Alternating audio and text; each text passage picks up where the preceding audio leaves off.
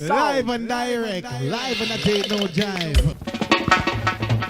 Legalize it. I mean, how much can a koala bear? Koala bear, koala bear. Koala bear. Barry pulls a joint out of his pocket. Bill says, "Great, Barry, a reefer." Welcome back. It's the Karma Koala podcast. And on the episode this week, I've got Jason Meotti from Western Australia, who's standing for the Senate for the Cannabis Party. We've already got one senator, Dr. Brian Walker. I have to apologise. My brain is very slow today because I was just saying to Jason, I've got a bit of dengue fever going through my body. And we had a prior cannabis candidate, but she's now moved on to being an independent for re-election. So Jason, and I think when I spoke to Brian mid last year, there were a few other candidates standing as well, but I'm sure Jason can illuminate me on that and a few other things. Welcome to the show, Jason. Let's Thank you, Sean. In the preamble, we were just sort of about to start talking about your background politically in Western Australia. Why don't we sort of start with that and what led you towards the Cannabis Party? Sure, thanks, Sean. Can I just clarify firstly that we don't actually have any senators at the moment in the federal parliament. We do have a number of state-based MPs around the country. And yes, you're correct that Dr. Brian Walker is a member of the East Metropolitan region. So that's the upper house here in Western Australia. Sorry, I just automatically always call an upper house Senate when I shouldn't. I did it. I made the same mistake in Queensland apparently as well. That's right. I don't even think they have an upper house in Queensland, so it should be easier out there. Considering that the party basically only formed in the weeks in the lead up to the last state election, and we won 2 seats, and then, as a comparison, the Greens only won 1. So we actually had double the representation in the state parliament. And we've really grown from strength to strength since then. And I think it's largely because we're one of the few parties out there that make sense to people. We are what we, it's in our name, Legalize Cannabis Party. So that's what we're about. But my personal background extends back over 30 years. I've contested elections since the early 90s. Firstly, for Grey Power, believe it or not, that was my first party. And because I was in the regional area and I had some family connections, I ended up joining the National Party, which for your US listeners would be probably like the Freedom House Caucus, I guess you'd say, quite conservative. And that was when I first took up the baton, so to speak, of drug law reform. And over the next 5 years, managed to convince the party at a couple of state conferences to not only adopt a decriminalisation policy towards cannabis, but to actually support legal heroin trials. Because at that time in the late 90s, early 2000s, Western Australia, like so much of the world, was in the grip of a heroin epidemic. And if I can jump forward 25 years, all that's changed is the drug that's the epidemic. Now it's ice. So, I think that's an indictment. I think as an AFP warning just said, literally over the past few days, fentanyl is on the way in a big way to Australia. Yes. And look, we tend to follow, unfortunately, the US in this regard. And, ice did take a bit longer to get here, I guess, than it did in, say, places like Hawaii, where it was a big issue even in the 90s. Took about 10 years to get here in WA. Through the National Party, I got those reforms through, not through the parliament, but through the party. Unfortunately, that sort of kiboshed my career politically within the National Party, and I left and formed the Australian Drug Law Reform Foundation here in WA. And I was their inaugural president. We embarked in around about 1998 on a campaign to get cannabis decriminalised. And there was a drug summit that was organised by the Labor government in the early 2000s. I attended that. I actually chaired the working group that came up with a recommendation of the model on which to do decriminalisation, which was effectively grow 2 plants at home, up to 30 grams of kind of dried cannabis product that you could have on you. And if you were caught with it, it was a civil infringement notice. There was no criminal record. And I helped usher that through, and that became law in 2003 in Western Australia. We were the second state in Australia to decriminalise cannabis for personal use. And the interesting thing is, and this is what all the Conservatives, the Liberal, and that stage, by that stage, the Nationals had, thanks to Pauline Hanks, had gone screaming to the right. We're arguing that it'll lead to, the sky will fall in, that, there will be cannabis on supermarket shelves, that the usage will go up, all the rest of it. Well, in the years that policy was in place, cannabis use amongst teenagers dropped in Western Australia. And then when Colin Barnett became Premier, the accidental Premier, as I call him, because 6 weeks before he became Premier, he was retiring and out the door. And through won't go into the detail, but a series of events, he became Premier. Even though he had stood up before the drug summit and said, I will listen to the will of the people, he promptly then, good old Conservative, as they love to do, is to tear stuff down, not build stuff up, overturn those laws. And you can almost, on that, it turned on a dime. So we went from having not much of an ice problem and cannabis use rates dropping, and it flipped. We end up with an ice epidemic we still are dealing with, and drug usage rates amongst teenagers went up. So the opposite effect of what they were after was what happened. And 20 years later, for some reason, we're still having this debate, and despite Labor here in West Australia controlling both houses of Parliament for the last 4 years, they have not made one move back towards bringing in that system. It is really, it seems that Walker's been, and anything he introduces, however minor or slight, is just knocked back without any consideration whatsoever. It is, and I wonder. I don't really get the logic behind it. If I can just use some fairly rough, they're rough. They don't pin me down on these things, but some rough public opinion figures with this stuff. Back in the late 90s, when we first started this campaign to decriminalise, only 40% of the West Australian public supported it, 60% against, thereabouts. By the time the legislation came in, where we'd had the opportunity to explain to the public what this process would mean and what, more importantly, it wouldn't mean, that had flipped, and 60% of the population supported decriminalisation, 40 against. Now, if we move to today, 80% of the population support decriminalisation. Now, I would put it to you, apparently the support for legalisation is around about 40%. I think once the public are aware of what legalisation will mean, or importantly, what it won't mean. So legalise doesn't mean it's compulsory. Legalise doesn't mean it'll be on supermarket shelves. And legalise does not mean they'll be handing out joints at kindergartens. Okay, you have a legalised system that allows for adult use and medicinal purposes. Most people will swing around behind it, particularly when you look at the savings to be made both in law enforcement, and of course there's the tax revenue that comes from it, that I personally would like to see part of it at least hypothecated or directed towards mental health and drug treatment services. The issues that the party in Western Australia will be standing on in the next election. Those are the specifics. Medical and what I like to call it adult use are two separate things, and then any tax that's generated from that is fed back to health related solutions. I suppose my question here is, I spoke to Senator David Shoebridge just before Christmas about the piece of legislation that he introduced into the Senate in Canberra to try and get something overall up in front of people. Where do you guys meet with him, and where do you think that there's differences? Well, actually, I've listened to your podcast with Senator Shoebridge in the days leading up to this, because I hadn't listened to an interview with him detailed about since that part of the failure of that bill. Look, can I say that Senator Shoebridge, like so many individuals in all parties, either privately or publicly, expressed support for cannabis law reform.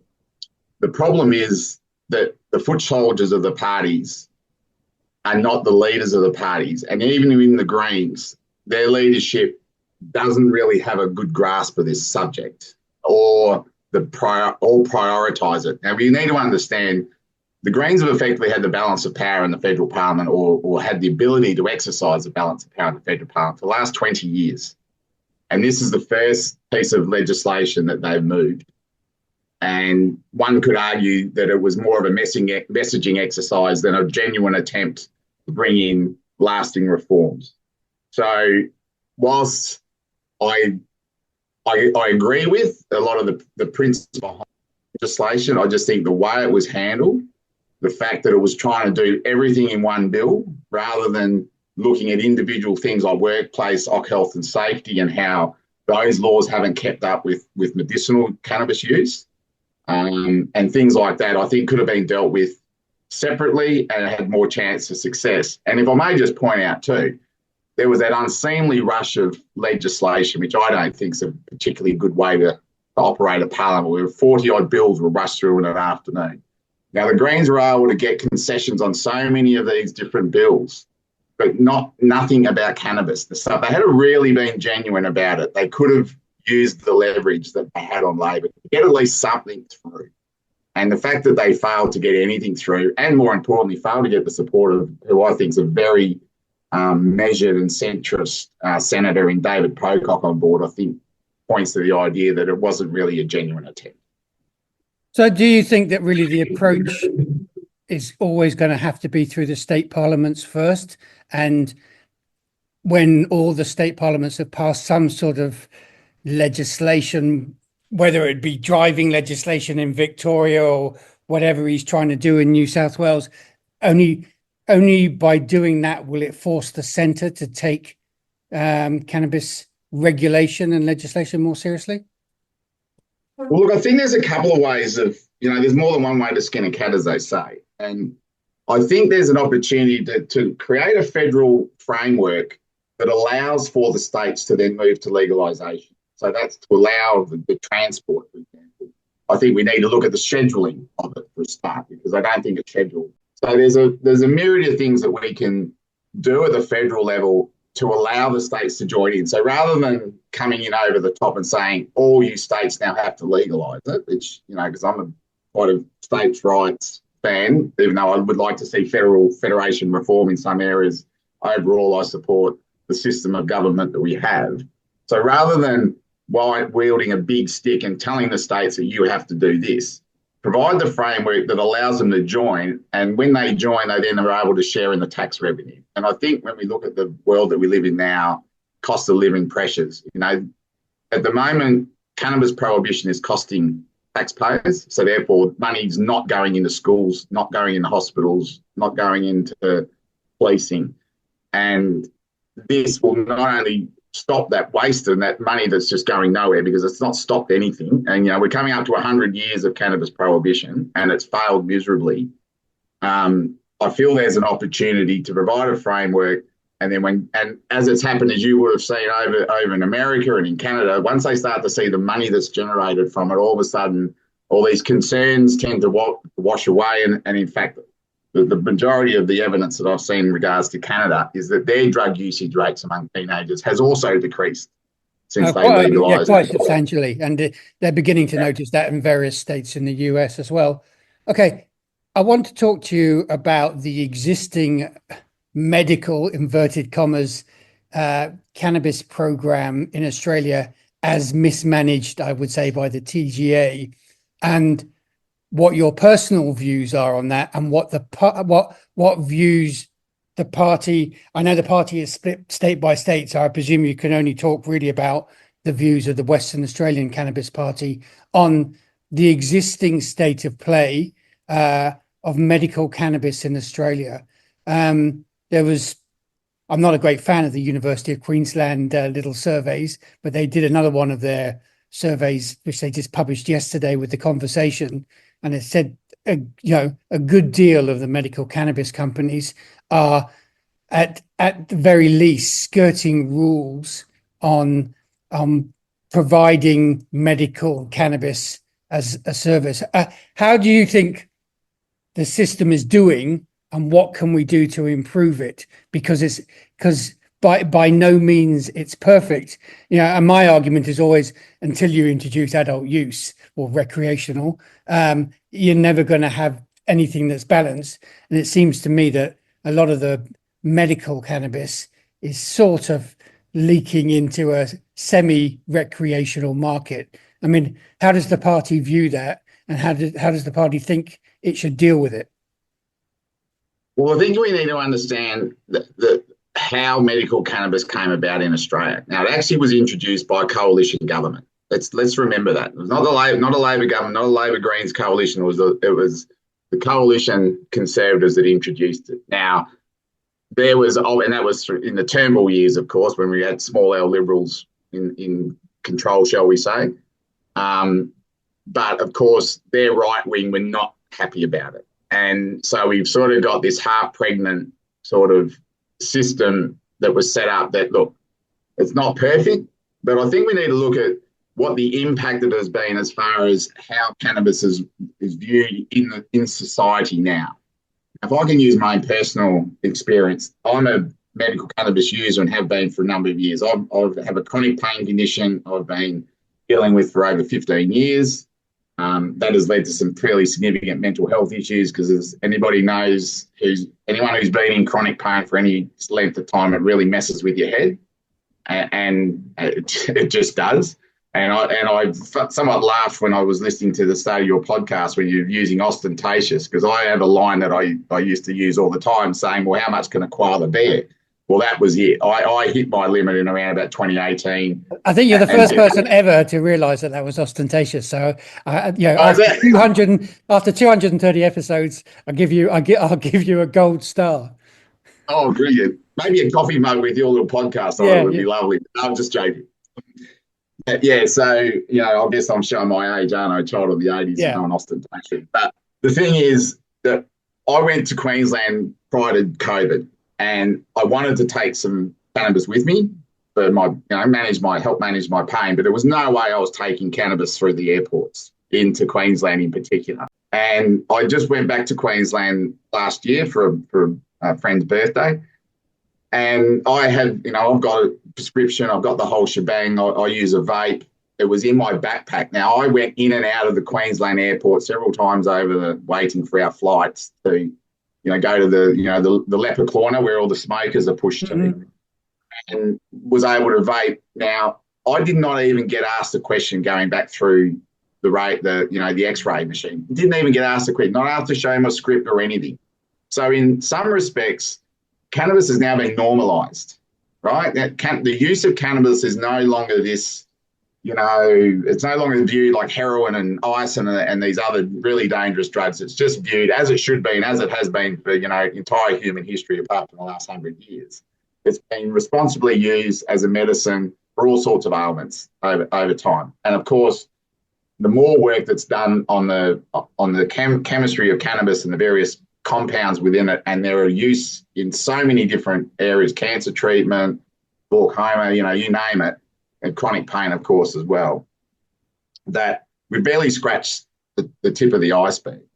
So I think, we're so close. We're so close to having it just accepted and brought into the mainstream and not using what I classify as the communist construct of prohibition, which is to ignore the free market and to try and control the market. Which is why I find it hard why the Conservatives support a communist principle, but hey, that's up to them to deal with. But I think ultimately it's only a matter of time. If you talk to politicians privately, all flavours, they all know that it's only a matter of time, but they don't want to be the ones to be labelled soft on drugs. That was my next question. You get voted in the next election.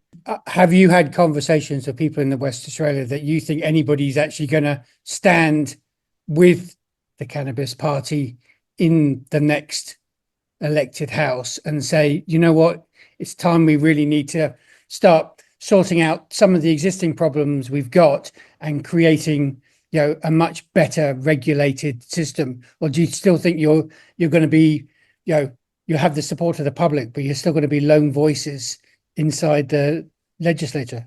Well, look, I think that's the beauty of parties like ours, who are grassroots parties. So we get our support and our finance from the grassroots. We're not beholden to multinationals, to the large companies, pharmaceutical companies, anything like that. We are free to assess all our legislation based on our party values of compassion, of tolerance, of privacy, personal freedoms, and that sort of thing. Now, without getting ahead of myself and talk, let's just argument's sake, I'm in the Senate, right? Now, I think this has very much got the feel of the 2010 federal election where we're quite likely to end up with a hung lower house. But I also think there's an opportunity, particularly if we can pick up 2, 3, 4 seats in the Senate, that we could also have a centrist bloc in the Senate who can also act as a balance of power. So we could actually work between the lower house and the Senate, which they didn't do in 2010. And I can tell you for one thing that if the government, whoever it is wanting legislation through, and I'm going to go so far as Treasury bills, so supply, if you don't give me what I want, you're not getting what you want. And look, I'm no extremist. I'm not a fundamentalist by any means. Somehow over the time, I've gone from being the radical to being centrist. I don't know whether that's just because I've gotten older. Maybe it's 4 teenagers that I raised or whatever that's, given me a bit more of a worldly view of things, and that not everything's black and white, and that we need to negotiate. Needs a balance. Although I find as I get older, sometimes I go back to my 14-year-old self because nothing seems to progress at all. So you think, well, I might as well just be that 15-year-old and hold some of those views sometimes. Yeah, well, look, I still, in a lot of ways, I still think I'm about 22. I know my body's not, but my mind certainly is. The fire in the belly's come back, which is good, because I did feel I lost that over that period of time when I had to retire. I had a successful financial planning business that my wife and I ran that I had to sell. I couldn't continue to do that, which was, if you've ever had to give up something that you love, it's quite stressing. And in a lot of ways, I thought my time was up. That, even though I was voted one of the most likely people to end up in Parliament after the drug summit in 2001, here we are 24 years later, and that never happened. But not yet, shall we say. But I think the version of me in 2004, when I actually did have a chance to win a seat for the Democrats in the state election in WA, but that was just around the time of the Democrats imploding. Mm-hmm. I think if I come into the Parliament now, I come in a lot more mature. I come in with less fundamentalist views, I guess you would say, on stuff, and working towards compromise and solutions and getting actual outcomes. Now, the thing I will say is that, like I did, I helped shepherd through cannabis decriminalisation laws in WA 20 years ago. I wasn't even in Parliament. So imagine what I can do if I've got the power of the Parliament behind me and the ability to work with those senators who I know are there to do it. And I just think it's a matter of taking the heat out of the issue, a bit like we've tried to do with the climate wars. Try and just come up with a sensible solution that is reasonable, that is fair, that doesn't discriminate, and protects the vulnerable. Because at the moment, drug dealers do not check your ID. They don't care if you've got a pre-existing mental health issue that this will exacerbate. They just want your money. You've got no control over the quality. You don't know what you're taking. And I'm an industrial chemist. I did a degree in Bachelor of Applied Science, Applied Chemistry at Curtin University a million years ago. And 98% of every known substance on the planet, right, or in the universe as we know it, is a white crystalline solid. The other 2%, a few gases, a few metals, a few coloured compounds. So, Chemistry 101 is if it asked you what this particular substance was, if you wrote white crystalline solid, you got 80% right, whether you knew it or not. So that obviously means where so many drugs are white crystalline solids, that's a lot of things to mix things up with. So, the current system is not protecting the most vulnerable people in our society. It's costing money and not giving anything back. And who's making all the money out of it? Criminals. So, why do we want to continue? And this is why I can't understand, particularly Labor. Why are you supporting a status quo that is effectively keeping bikie gangs financed and international, it's actually, at the moment, it's strengthening them rather than anything else, because it's created a larger market. And, these people are, they might not be nice, but they're not stupid either. And they know that Australia is a really good market for this stuff, for everything. Absolutely. Look, if I can just, the other thing that too that's lost in a lot of this, which I think is important, particularly for regional areas, is the current laws are meaning that the hemp industry is completely and utterly shackled with red tape and ridiculous red tape. Now, I've got a line I'll run with you now, Sean. I look at legalization in two ways: cannabis for health, hemp for wealth. There is the potential for Australia to have a multi-billion-dollar hemp industry. We've got plenty of room. We've got plenty of, the Ord River scheme here in West Australia. It would grow there. It'll grow in basically most places. It's a weed after all. And the current system is not allowing that off. Now, well, I know. I mean, Australia is meant to be really good at agriculture, and it is the most obvious, solution to being able to. Well, everybody knows if you grow hemp, you also improve your soils. It's a whole range of different things, and we also now know that if you have decent processing plants, you can make a whole range of things that don't damage other parts of the environment by using hemp. And that's 100%. Why Australia has not backed industrial hemp to the hilt. It's harder to grow some of these other crops that shouldn't really be grown in Australia. You would have thought hemp was a great solution. I mean, Western Australia has sort of always led on hemp a bit compared to the other states, hasn't it? Yeah, look, it has, and that's and particularly Brian, Dr. Walker's a huge advocate of it as well. And at the moment, the largest producer of hemp in the world is, guess who? China. Yeah. But I want to ask you a question. Who's the second largest producer of hemp in the world? Well, that I don't know the answer. I know China is. I would presume. I have no idea, actually. It's France. It is France. Believe it or not. Well, that is a believe it or not, considering their attitude towards cannabis. So there you go. Yeah, so, very quickly, Australia could become at least the second largest producer of hemp in the world. And if we decided to bite the bullet and build processing plants, which I will be arguing for in the federal parliament, and even if it's CSIRO initiatives to bring in that processing. But let's just look at single-use plastics, for example. Hemp-based plastics are 3 times stronger than the chemical alternative. But most importantly, they biodegrade within about 6 months. Now, current single-use petroleum-based plastics have got a shelf, don't break down for about 400 or 500 years. So very quickly, we could deal with one of the biggest issues that the globe's facing, which is plastic pollution, by moving and legislating that all single-use plastics have to be effectively plant-based. And the most obvious and simplest thing to use from a plant-based perspective is hemp. I know. So the clever country, but that seems to have disappeared. Yes.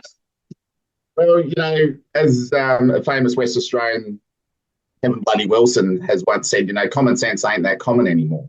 Yeah. And I think that's also the problem with our political system. Now, I'll put it to you, Sean. I reckon I'm the only politician that you've ever interviewed who's running the parliament to make themselves redundant, because I am. We're the Legalise Cannabis Party. What happens once we legalise cannabis? Well, you're not necessary. We're not necessary. So, I'm not a career politician, right? I am a disruptor. I will admit that. But I'm a disruptor for change that benefits the broader community. And that's what I go to Canberra to do. I'm not looking for friends. I'm not looking to make a career out of this. In fact, the idea of